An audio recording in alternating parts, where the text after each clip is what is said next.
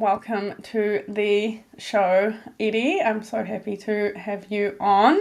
And I'd love to start with a little bit about OfferingTree's origin story. How did you go from a master's in mechanical engineering and building GPS navigation systems to serving yoga teachers who we're not always the most tech savvy folk out there? Wasn't that obvious? Come on, it's an obvious, next step, right? No, just kidding.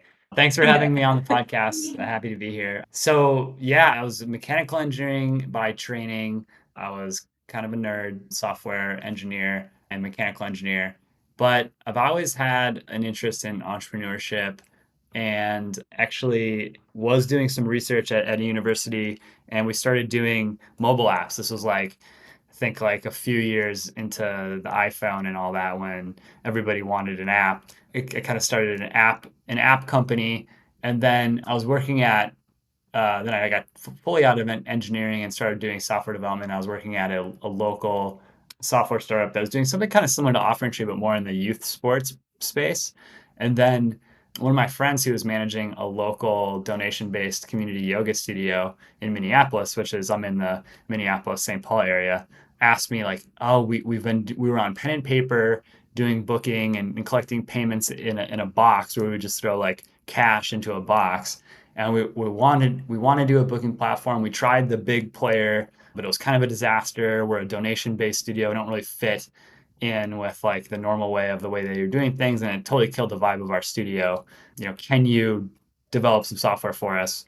And I was like, well, I don't know. That's a pretty big project for one yoga studio, but maybe there's a business here. Maybe there's other yoga studios that have the same needs. So we got together, and I got a few of my colleagues together, and we started looking at the space in the health and wellness space, and we were doing a lot of interviews of like teachers and studio owners. And actually at the time, this was like in 2015, 2016, we really saw a need for the individual teachers who were really struggling, teaching out to make a living just teaching yoga. Specifically, OfferingTree helps teachers of many different sort of health and wellness modalities, but like yoga was sort of was one of the origin stories, that and like meditation, mindfulness. And like these teachers were just really struggling teaching at multiple studios, teaching a ton of classes, trying to stitch it together. And we were thinking, well, there are some solutions for studios, but what about the teacher? They seem that they love to spend time with students, but setting up everything else they need for a business is a lot of work, like a website, online booking, payments, you name it. And it's a lot to put on to someone who's already super busy. Could we make their life easier by creating all of this in one platform? So that was actually the origin story of OfferingTree, and then we've sort of grown from there. I mean, now we, service not only the individual teachers, but also studios as well, with multiple staff and multiple locations. So it's really been kind of a journey since 2015, 2016. But it's been really fun serving this segment in the health and wellness industry. Everyone's like really great. Yeah, I love how you have lots of like education around business for yoga teachers as well and guest speakers, and you do a lot of collabs and things, and it's just all in one place. So it makes it really easy for me to recommend it to people as a website designer, because I know how there's so many different options and so many things you can piece together. But for someone that's like, I just want to teach, that's like a one-stop shop. So I really appreciate that as a software.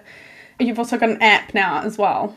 Yeah, yeah. We launched our OfferingTree app, and then you can also have like a branded app too if you want your own app in the App Store, and that launched earlier this year too. So yeah, that's been great. And yeah, going back to what you said about offering education, I mean, um, this was my first founding software company as well. So there's been a lot of learning on my side on all the business and marketing and sales and all that stuff. So I feel like I'm like going through it along with all of our customers and like figuring all this stuff out. So I definitely have like a lot of empathy for what, everyone's going through, because you have to do so much as a business owner or a teacher, where you're not only teaching the classes, but you're doing the marketing, and you're managing the website and everything else. It's a lot. So fully appreciate all of that, and happy to like try to support people in more than just the software, but like the education to like how best to use the software as well, and like even just marketing and other things in the business that could be helpful for our customers. Mm. Yeah, because there's a lot that you can do with OfferingTree. I haven't even ticked all of the boxes playing with it myself yet. For any yoga teachers that are new or they're not using a booking platform yet, why should they add one to their business? Like, why did that original business decide that donation boxes were too complicated and they wanted to formalize it? Yeah, I mean, I think it's like a really personal question for like, some people can get away with pen and paper. It really depends on like what your goals are, how many people do you want to serve, where you're spending your energy, what's taking up your energy. I think for that studio in particular, they were growing. It just became like unwieldy, and there were a lot of things that were taking up energy from them that they didn't want to do, like managing the payments, making sure that like people could book in a seamless way, and when there was getting to be where there's just lines out the door, like trying to collect the pay, like, and it was really kind of killing the flow of the studio. They wanted this experience where people could just kind of like walk in, have everything that could be done before they walked in done, and they could just everyone could just focus on the yoga class. So, I think if you're a teacher or you're a studio and things are starting to break, or you're spending a lot of time in areas where it's taking your energy and you don't really want to spend time, maybe there's a solution for that, and booking platforms and marketing platforms can help with some of that like day-to-day drudgery that could give you a little bit of time back and energy back in your day to do like the things that you want to be doing and that give you energy in your business. Mm. Yeah, that's a good point. And what features do you think yoga teachers should look out for when they're trying to find a booking platform? Are there any that are like just really not necessary that Oh, sort of so hype it I mean, up? totally. And again, it goes back to the like where you're at, like and what your goals are and what's taking your energy. I'd say like I can think of it as like the basics. You want people to like book online, simply just be able to go to a booking page, register for one of your classes or your appointments and pay. That would be like step one. I mean, that can like free you up if you're starting to get a lot of clients, a lot of students, and you find yourself like if you are doing pen and paper, that can become unwieldy fast. I mean, I think it's rare that people are just doing pen and paper anymore. Almost everyone has some kind of booking platform, but certainly like that's one area. That's kind of the basics. And I would say like, you want to make sure that it's really easy for not only you to use, but your clients. It's probably most important that it's a booking platform is like really easy for your clients, because you don't want like anybody be confused and then you like miss out on money. But I would say, some of the other features to look for, like next level from the basics, would be, things that can do like memberships and packages and manage all of that, credits, wait lists. Reminder emails can be big, especially if you're doing like online stuff where people are just used to kind of like running from like one thing to the next, but all at home. Oftentimes, if you have to go somewhere, you kind of like that takes up a little bit more mental space for you and you remember that one. But for me too, I still forget like meetings here and there, like, oh shoot, I had like this appointment that was at home. So I think like managing like reminders and things can help a lot.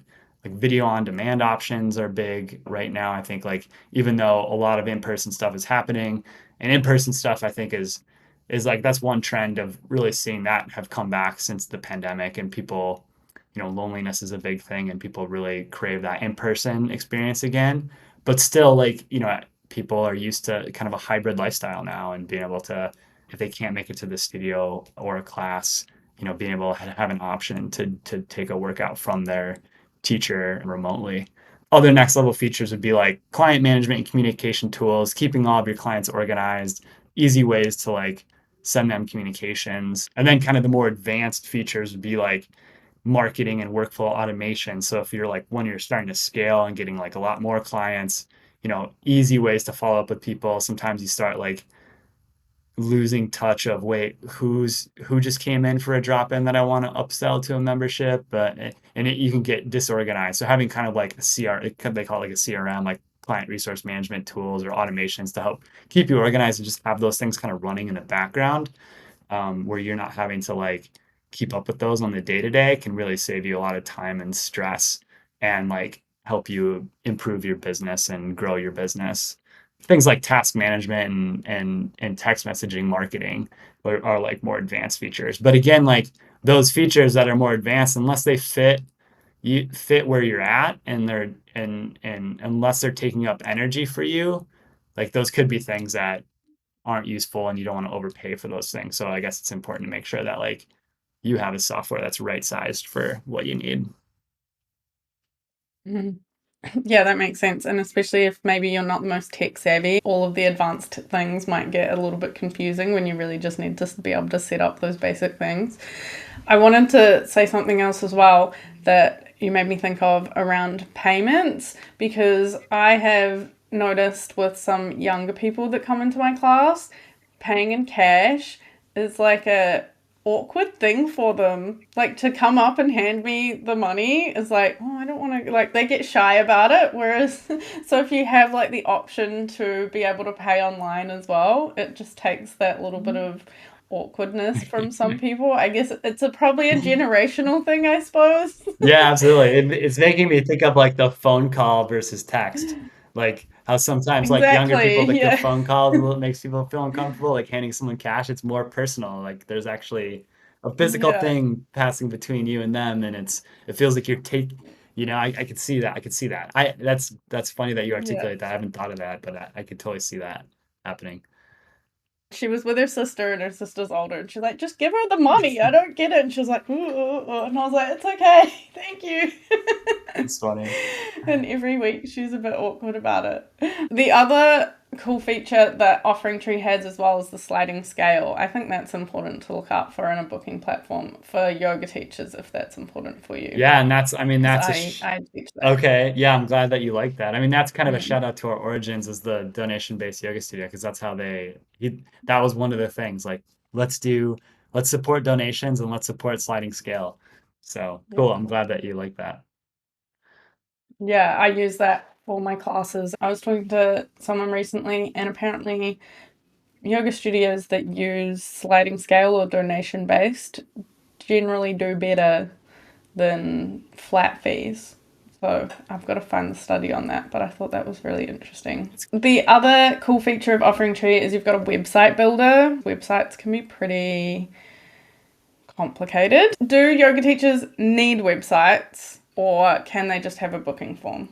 You're gonna not like me, but I'm gonna say it depends again. I think like you could get away with just a booking form. I think what you'd want to look at is like are people dropping off? Like, are you getting, if they're, it'd be nice if you could have some way of measuring like how many people are going to your booking form and then how many people are booking a class. Because if you are seeing a lot of drop off or you're seeing that your classes aren't getting registrants, you might need more info for them, where like a supporting website could really be helpful for that. Like tell a little bit more of your story, give people more resources to like understand like who you are and what you offer and what's in it for them. Like what results are they going to get from showing up to your classes? I think that is an important job of the website that a simple booking form might not be able to do. But it really depends on your business and if you're able to offer that in other ways than the website. Like if you have this amazing referral network or something where, people know you, they don't need a website to know you and what you offer and what you're going to do for them. Maybe then you don't need it. But I would say, it really depends on where you're not succeeding towards your goals. But I would say like a website is never a bad idea to just have a little bit more robust of a online presence so people can like learn about you and learn about, what you offer and what you can do for them. Mm. And then it opens the possibility of being found on Google a little bit easier as well. Yes, absolutely. Like SEO is a whole nother topic that's in SEO is changing so dramatically with AI and like AI overviews and all of that stuff changing like day to day, week to week, month to month. But that's a whole nother podcast episode. But even like, yeah, local SEO, like making sure you have some place for people to land. Like if you're optimizing your Google profile, so if someone's searching Google Maps for you or something, or Google Maps for a business like yours or something that, there is a place to go to like find out more about you. I mean, there's so many ways that you can utilize a website, even in like just even if you're postering, having a QR code that if it just goes to a booking form, again, like people might want to know more information that the website's a great place to be able to do that.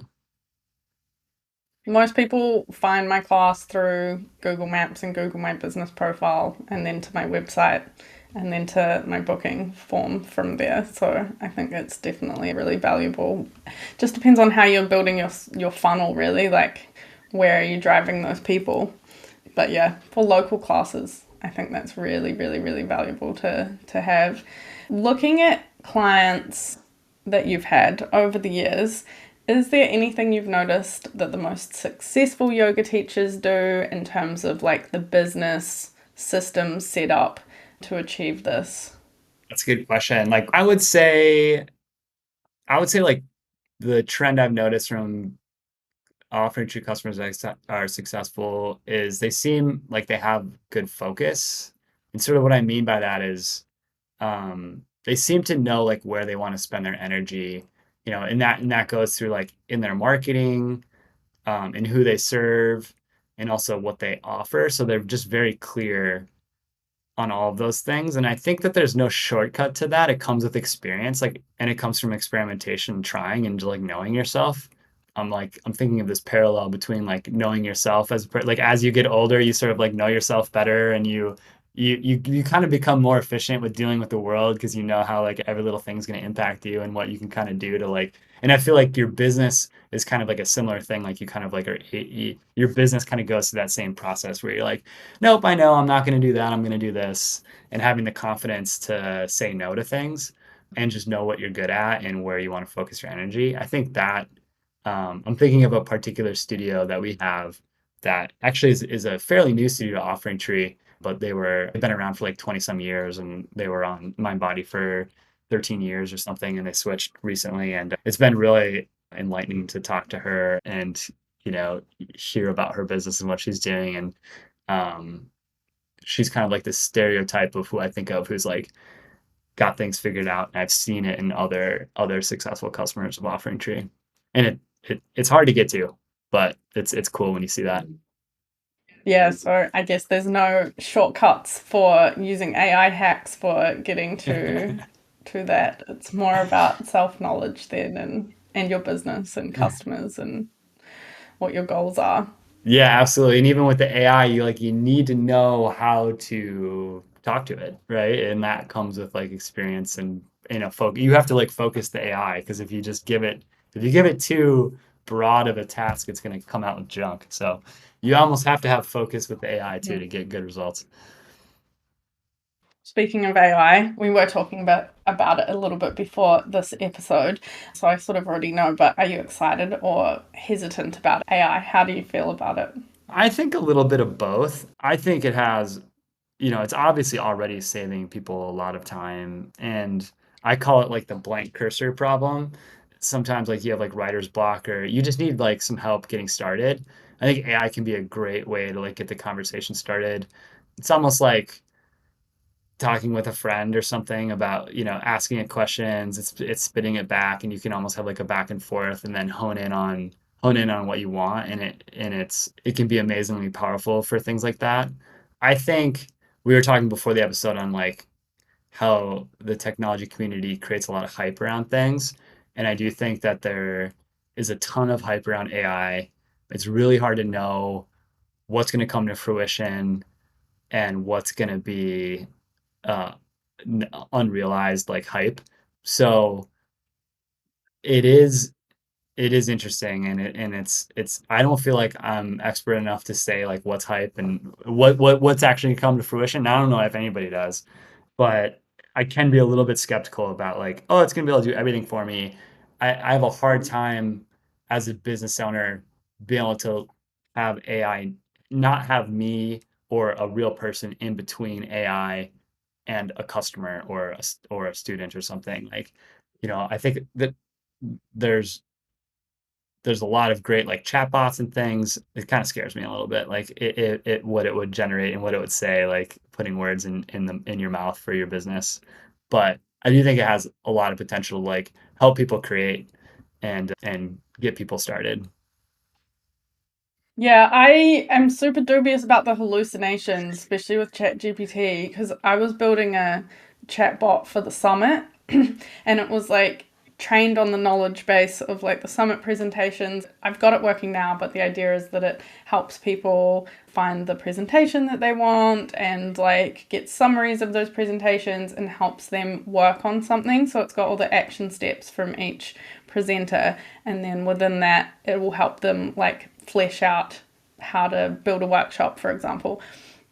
And it would just get stuck, and then it would just completely make stuff up. Like it would make up, it would have real people that are real yoga teachers in the industry, people that I've never had anything to do with at all. And it would be like, yeah, they are a speaker and they talked about this topic, and it would go on that. And I was like, I can't put this out there with people having this. Like, people, what if they find out and then it looks like I'm saying that this person was part of my event? So I'm very dubious about some of the hallucinations and whether that's always getting caught from everything that everyone's making. Like, are there enough human checkers, I suppose, in the processes?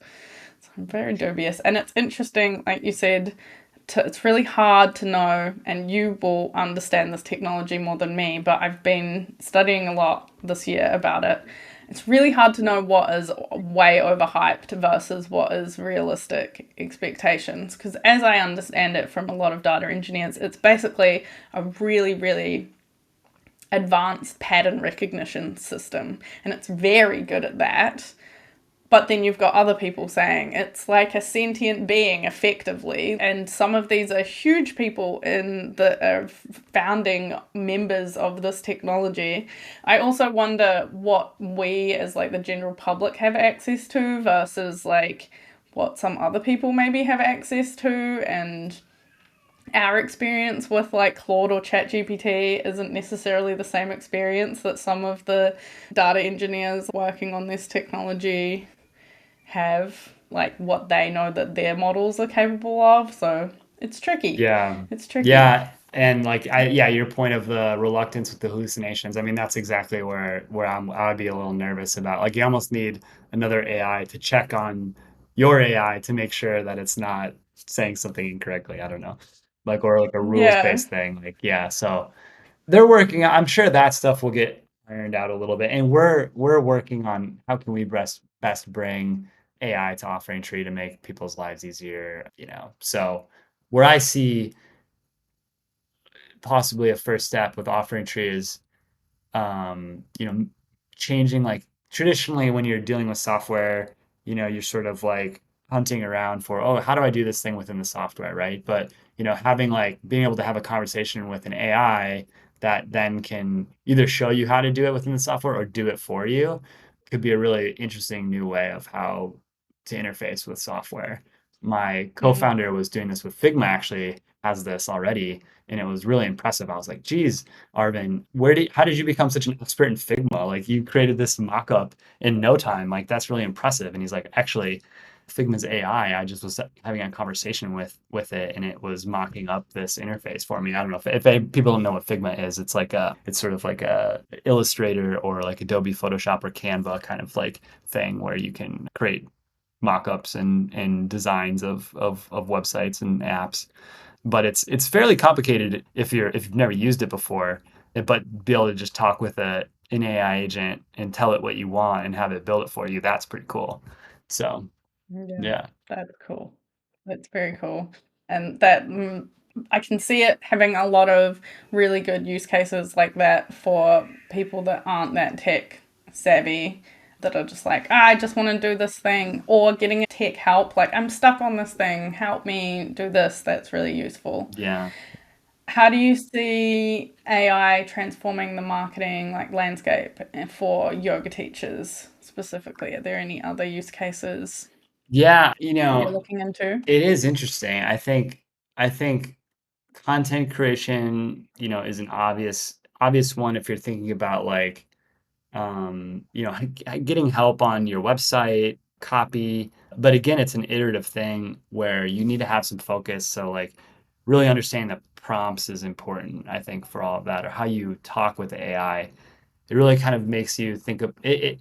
I read a newsletter the other day about how someone who's feeling like it's making them a better communicator with actual people because they're they're prompting the AI so much that they're like, wait a minute, I need to be crystal clear with this AI. Otherwise, it's going to misinterpret what I'm saying and give me a result that I don't want. So I have to be like, I have to write like almost like specifications for what I want and be really clear about my expectations and what I'm looking for and all this. And they're like, it's really translating to my communication with people too. I think I'm starting to think about it. I thought that was interesting.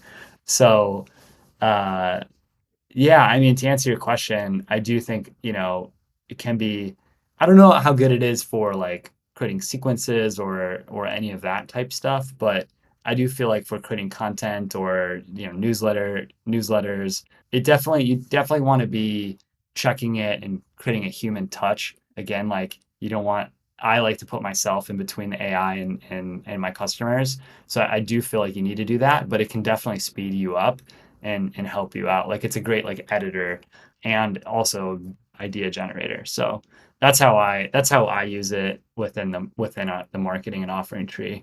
And I think that's how my team Mhm. uses it as well. Yeah, I think there's two sides. There's either a first draft creator effectively, and then you go and edit it and add your human touches, or you have your input and then you're like, can you please help spell check or edit this or any bits that I've missed? And but either way, you're not just having it as its creator for you. Right. Yeah. I'd be interested. What do you see with that same? Yeah, I think a lot in terms of repurposing content, like making it so that we can show up everywhere, because there's so much like pressure to be like, you need a blog and you need like a podcast and you need to be on social media all the time, and just like making showing up doable. Whereas the way I see it and the way my goals to use it is that I have long form content, because and long form content is very much trending at the moment, and then you can use that long form content to make all your short form content, and you use AI to do that process for you, and you've got it trained on how to do like how to write these things for you, and then still it's like your first assistant, so you still want to go through and check it. You can train it really well so it's producing something that's like maybe 90%, maybe even more there, but you're still going through and doing like a final check and just like treating it as your first assistant. I was also talking to Amanda, and she said there are tools to make like holographic yoga teachers as well, Whoa. which is very interesting and quite crazy, but apparently people are working on that. I think yoga teachers in a unique way can't be replaced entirely by robots, like maybe in some cases for some people, but it's such like a personal journey, and often you really connect with your yoga teacher on that communicative level. And I mean, maybe the robotic technology somewhere in the future will go in a way that I don't understand, but I don't see that replaced by a human. I hope I not can see it anytime maybe in like soon. big gyms, maybe like big gyms that are doing like, I don't know, like 40 people, and it's kind of, like a different vibe to the individual teacher with their group. Because also practicing with other people in a group has a different energy about it. And 100%. Yeah, and I yeah. think back to like when I was talking about like loneliness and stuff, I think like one of the huge advantages of going to a boutique studio or a teacher in a class is that connection with other humans. I mean, we're social beings, right? And so I think there's a lot of value you Hmm. get from being with people. So I hope that never goes away. So yeah. And but no, that was a great using it to repurpose content. That's 100%. We do that at OfferingTree, like being able to turn this podcast into a blog post and then turning it into social media posts. I mean, yeah, that's 100% a great example of a good use of AI. Have you seen yoga teachers being hesitant about using AI in their business? You mentioned you're hesitant about customer facing roles. Is there anywhere else that you see hesitancy around AI use? I th- I don't know. I feel like AI has been I'd s- I would say it depends. I feel like just in general, people have been pretty quick to adopt AI and try it out. Like I just feel like I think it's a very simple interface, and it's like just talk to it, you know? It's and humans are great at that and like understand that, and it's really easy. And I think similar to like how maybe Google was just super simple, where it would just be like type something into Google and it'll try to answer your question. I think it's very like the interface is very similar to that. So I think and it's fun to experiment with. So I actually am kind of amazed at how quick teachers have been to adopt it and try it out. So I'm actually more surprised about the adoption than the hesitancy. But I'd be curious to hear like if you feel the same way or have different experience. I mean, I was definitely hesitant at the start because I grew up watching science fiction and reading science fiction novels. So I was like, oh man, the robot apocalypse is in my lifetime. It's happening. It's happening. Like, we've all watched iRobot. Why? Why did we do this? But then I'm a mom, I'm a single mom, and I was like, I need to transcribe these interviews into blog posts, which I'm still working on. And I tried to do them myself. And these are like 40,000 words. It's ridiculous. I have the transcript, but then editing that in terms of like grammatically making it readable form versus listening is a whole different task. And then I was like, I'll hire to do it. And I went to my friend who I get to do things for me sometimes, and I was like, how would you feel about doing this? And she was like, that is an enormous job. That'll take forever. So then I was like, all right, I'll look into this AI business. And that was last year. And then this year I was like, I need to research it more just in terms of the assistant and the time saving capabilities for me. I do see, I think it's just different generations as well from people I've talked to, like people being hesitant. Same as me, we remember a time before the internet, so it's a little bit more hesitancy in letting something non-human take over another part of our worlds. Yeah. There's a lot of interesting stuff going on. I've got to look into it a little bit more. Have you seen people using it as like their spiritual guides? I've heard about that. Yeah. Yeah, and I think like I mean, one piece that I'm hesitant with AI is maybe the data, like the data privacy, right? I mean, it's really interesting because, I think everyone's like, there's that joke about like, if I die, clear my internet search history or something for me or something like that. But like, what is everyone telling like the AIs and like, or for us, it's like, well, we want to make sure that we're like safeguarding data privacy of like, our proprietary information or things and our customers and stuff, and not like using it in a way where, you're feeding these companies information that you wouldn't feel comfortable someone else having. I think that's going to be probably an ongoing discussion with AI, and I think that creates a lot of hesitancy in the business world of using AI and making sure that like there's data protections in place. It's something to think about, I guess. I mean, just like, with Facebook and everything else tech, it's people are feeding it a lot of information, and it's something to consider. So yeah, there's a lot of interesting caveats and little things that you don't really think about right away, and then you're like, oh, wait a minute. So yeah, I hope AI doesn't totally take over human relationships, and that we could still, you know, have a lot of human to human connection in the future. Yeah, I agree. I think it might be one of those things where we'll like ride a little wave and then people will go, oh, we actually crave humans again. Because that's what happened over COVID. Like, we were all isolated from each other, and then everyone's come out and been like, no, we need people. Yeah, I mean, some of the introverts were very happy about it, but mostly we are human.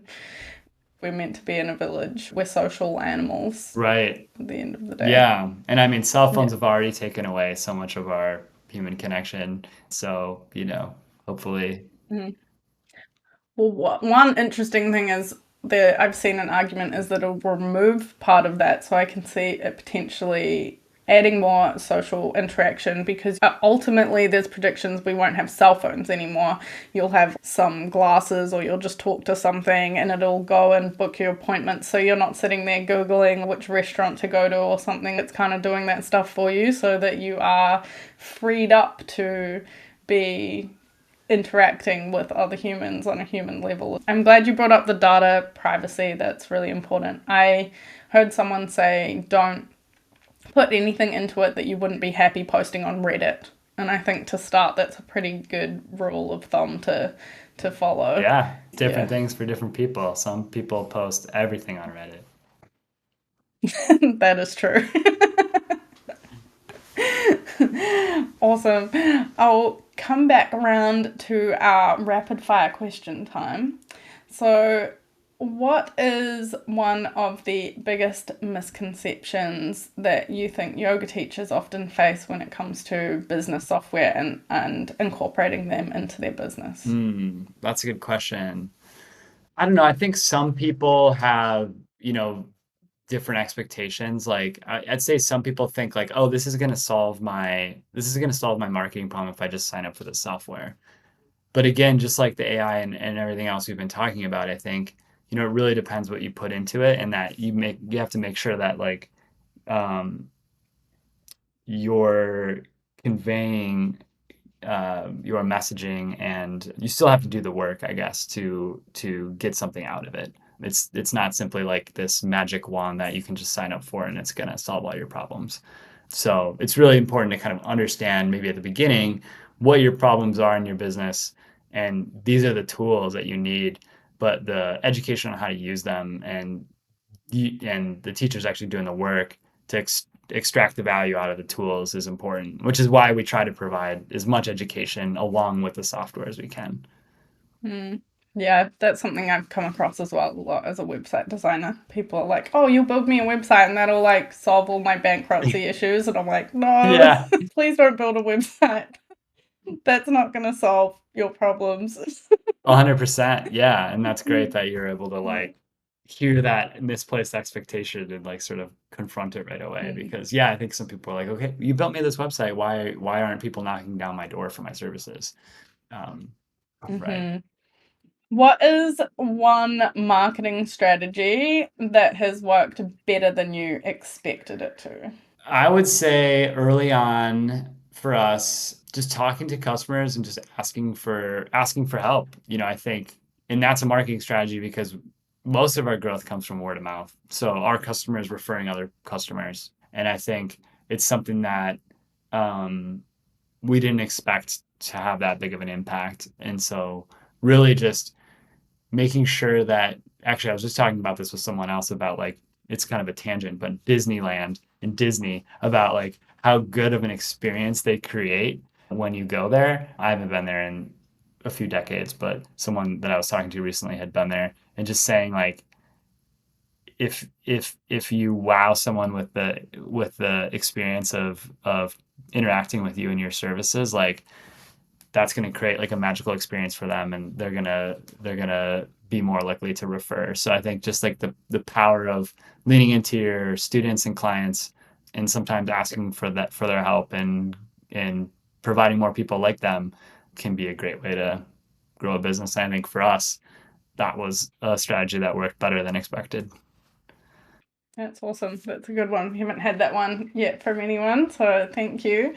And finally, if you could go back to when you first, excuse me, if you could go back to when you first became an entrepreneur and pass on one piece of advice, what would that be? That is a great question. I usually go back to focus, which I know I've talked about already in this podcast episode, with like what I see other OfferingTree users, what traits I find from them for being successful. I think focus is definitely one of them, and it's something that I've learned through entrepreneurship. I mean, more often than not, I find that OfferingTree, we're doing too many things instead of spending more time on fewer things. Sometimes, especially in like marketing or something, if you're like, okay, I'm gonna really go hard on social media. I'm really gonna go hard on like creating content.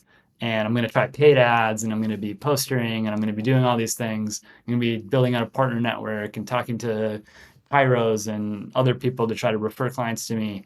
You'll spread yourself too thin. Nothing will, oftentimes, like if you just focus on one thing and you do it really well, it can create a bigger result than working on 10 different things a tenth of the time. Um, and sometimes too, if you're working on so many things, you're not really sure what's working. You're like, I mean, there's ways to figure it out, but it's really simple to know what's working and what's not working when you're only doing one thing. So I think I think the advice I would pass on is just, you know, focus on fewer things and too many things. Err on the side of focusing on fewer things and too many. And what brings you energy, like, because maybe social media is not your game, and but you feel like you have to be creating content there, but like you don't have to be, you can just focus on another area. That's good advice. It's quite easy to be like, oh, but everyone says I have to be doing this, and then you just kind of do it half-heartedly, and then it doesn't work anyway, and then it just is like a downward spiral, Yeah. effectively, and just draining your energy further and further down.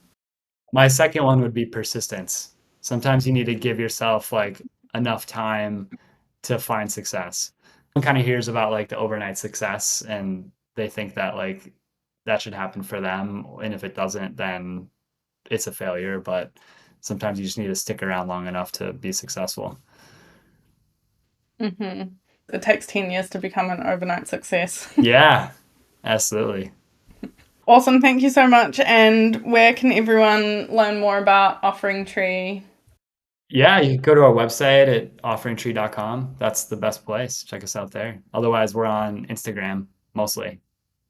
Speaking of focus, we have like LinkedIn and Facebook. Actually, we have a great Facebook group, but like we post a lot on Instagram. Hmm. Awesome. Thank you so much. It was such a pleasure to talk to you today, Eddie. Thank you for coming on the show. I really appreciate it. And I'll have all the links so everyone can come and learn more about OfferingTree and check it out if they are not already members. Amazing. Thanks for having me. It was fun.